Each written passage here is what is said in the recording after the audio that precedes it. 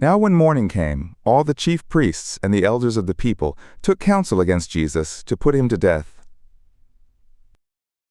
And they bound him and led him away and delivered him up to Pilate the governor. Now Jesus was standing before the governor, and the governor asked him, saying, "Are you the king of the Jews?" And Jesus said, "You say." And when he was accused by the chief priests and elders, he answered nothing. Then Pilate says to him, "Don't you hear how many things they witness against you?" And he gave him no answer, not even to one word, insomuch that the governor marveled greatly. Now at the feast the governor would usually release to the multitude one prisoner, whom they wanted. And they had then a notable prisoner, called Barabbas. When therefore they were gathered together, Pilate said to them, "Whom do you want that I release to you, Barabbas or Jesus?" And they said, "Barabbas." Pilate says to them, "What then shall I do to Jesus?" They all say, "Let him be crucified." And he said, "Why? What evil has he done?" But they cried out exceedingly, saying, "Let him be crucified."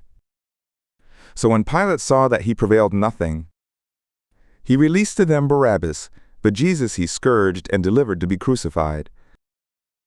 Then the soldiers of the governor took Jesus into the praetorium and gathered to him the whole battalion. And they stripped him and put on him a scarlet robe. And they platted a crown of thorns and put it on his head, and they knelt down before him and mocked him, saying, "Hail, King of the Jews!" And they spat on him and took the reed and struck him on the head. And when they had mocked him, they took off from him the robe and put on him his garments and led him away to crucify him.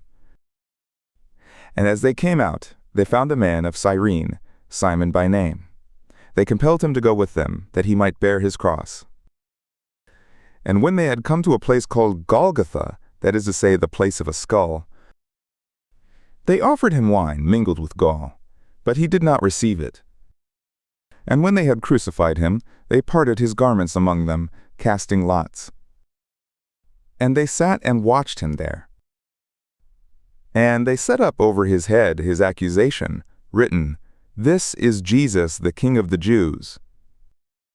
Then there are crucified with him 2 robbers, one on the right and one on the left.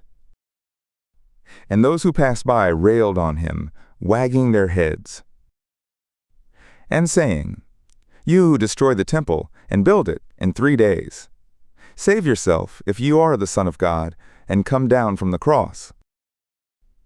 In like manner also the chief priests mocking him, with the scribes and elders, said, "He saved others, himself he can't save. He is the King of Israel. Let him now come down from the cross, and we will believe on him. He trusts on God. Let him deliver him now, if he desires him. For he said, 'I am the Son of God.'" And the robbers also, who were crucified with him, cast on him the same reproach. Now from the 6th hour there was darkness over all the land until the 9th hour. And about the 9th hour Jesus cried out with a loud voice, saying, "Eli, Eli, lema sabachthani?"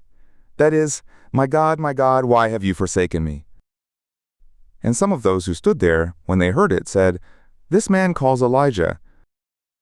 And immediately one of them ran and took a sponge and filled it with vinegar and put it on a reed and gave him to drink. And the rest said, "Let him be. Let us see whether Elijah comes to save him." And Jesus cried again with a loud voice and yielded up his spirit.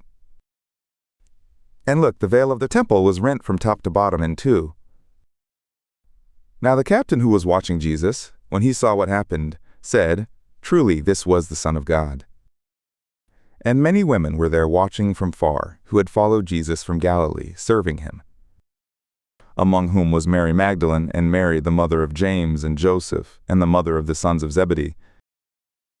And when evening came, there came a rich man from Arimathea named Joseph, who also himself was Jesus' disciple. This man went to Pilate and asked for the body of Jesus. Then Pilate commanded it to be given up. And Joseph took the body and wrapped it in a clean linen cloth, and laid it in his own new tomb, which he had cut out in the rock. And he rolled a great stone to the door of the tomb, and departed. And Mary Magdalene was there, and the other Mary, sitting across from the tomb.